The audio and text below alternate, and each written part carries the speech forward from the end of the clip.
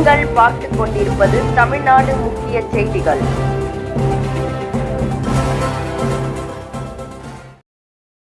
வணக்கம்.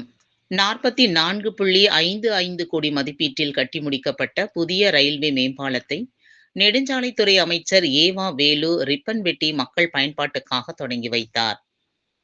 திருவள்ளூர் மாவட்டம் வேப்பம்பட்டு பெருமாள்பட்டு இடையே ரயில்வே மேம்பாலம் அமைக்கும் பணி கடந்த 2011ஆம் ஆண்டு தொடங்கப்பட்ட நிலையில் 14 ஆண்டுகளுக்கு பிறகு ரூபாய் 44.55 கோடி மதிப்பீட்டில் ரயில்வே மேம்பாலம் முழுமையாக பணி நிறைவு பெற்ற நிலையில் அதனை பொதுப்பணிகள், நெடுஞ்சாலைகள் மற்றும் சிறு துறைமுகங்கள் துறை அமைச்சர் ஏவா வேலு மற்றும் சிறுபான்மையினர் நலன் மற்றும் வெளிநாடு வாழ் தமிழர் நலத்துறை அமைச்சர் சாமு நாசர், மாவட்ட ஆட்சியர் பிரதாப் ஆகியோர் ரிப்பன் வெட்டி மக்கள் பயன்பாட்டுக்காக திறந்து வைத்தனர்.